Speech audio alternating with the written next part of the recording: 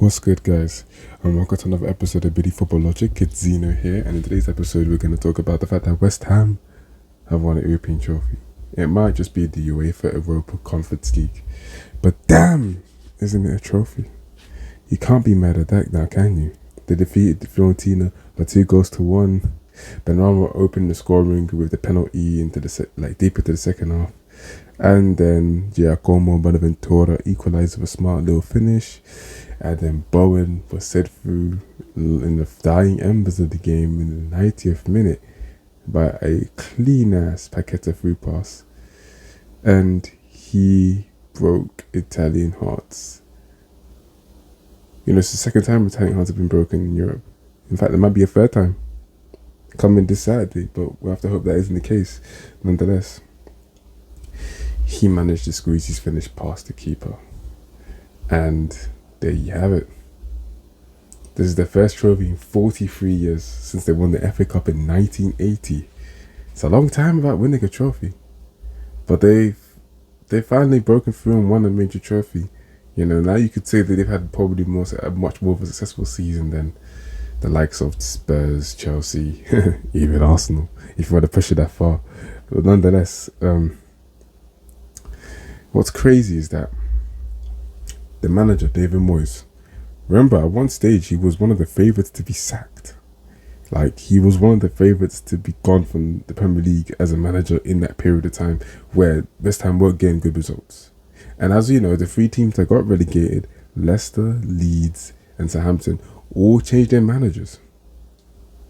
And we all can make an argument in the case that those that were sacked, especially in the case of Rodgers at Leicester and maybe even Hasselhoff at Southampton, maybe Jesse Marsh at Leeds too, these guys would have all had a case to have been able to keep the team up because the managers that came in either maintained that poor level or made them worse.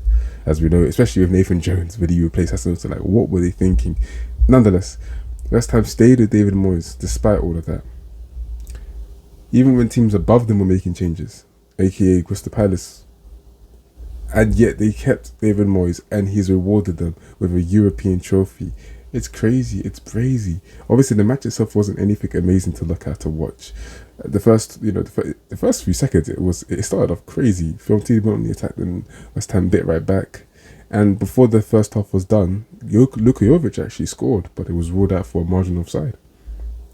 But then obviously, the handball came from Barahi when Bowen tried to control the ball, who obviously got hit in the head with a vape earlier in the game by some crazy West Ham United fans. I think they were a bit too hyped, too excited to be involved in such an occasion that they lost control. Not good, because apart from that, they were pretty good throughout.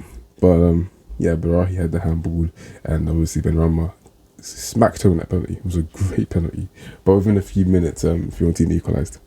So that sucked, but obviously West Ham kept pushing. You know, the game was pretty equal. If we went to extra time, it would have been a surprise, like the Europa League final. It wouldn't have been a surprise. But, you know, Lucas Paqueta, who obviously had shown moments of brilliance already throughout this match, you know, shone one more time. Little ball rolling, straight through pass for Bowen to run onto, and he stuck it home. You know, Declan Rice potentially leaves West Ham with a trophy now. If he's leaving, that is. We'll see, innit? You know, like he said, who knows, you know. Even Mark Noble came down the pitch. Obviously, I believe he's sporting director now at West Ham, probably regretting that he retired the season too early. Nonetheless, so Declan Rice gets the trophy now before he leaves. Antonio's got a trophy. So does Bowen, of course. These two guys in particular, Bowen and Antonio, coming from non-league football. You know, if you want to give them that whole element and side to it, they really came a long way. And all in all, many people wouldn't have seen this happening. West Ham winning the UEFA Conference League, UEFA Europa Conference League, but they've done it. And now they've got a place in the Europa League. Now, are West Ham really going to sack David Moyes now? Are they really going to sack him? I don't think they should. I think he deserves one more season and another crack at it, because even though they weren't so great in the league this season, they stayed up. And now on top of that, they've got an European trophy. I can't lie to you. It's a better season than last. Of course, they were better in the league, but they've actually left this season with a trophy. Come on now. You can't hate on that. Now let's see if another English team can follow that up.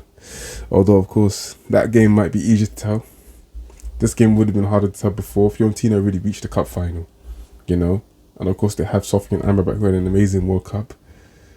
And, Nico Gonzalez is a baller as well. Christian Kouame, Luka Jovic, of course, and even his backup or his competitor at the centre forward position, Arthur Cabral, who scored many goals at Basel. So they will be disappointed. They've lost 2 finals now this year, losing to Inter Milan in the Coppa Italia and losing to Estam here. It seems that Vincenzo Italiano's men just can't seem to do what needs to be done in these big finals. But maybe it's a learning curve for them, and maybe next time they'll come back stronger. We'll have to wait and see. But they're a good team. Well, of course, didn't play too well in both finals, and they come on nothing but, hey man, you still got to give them credit for making it to 2 finals in the season. Just unfortunate they couldn't close it out. But nonetheless, I think I'm going to end it here. Thank you guys for listening. Be sure to subscribe if you haven't on YouTube, or be sure to follow if you haven't on Spotify, Google, Apple Podcasts, wherever you're listening to this on. I'm going to end it here. Hope you guys enjoyed, and I'll catch you in the next episode.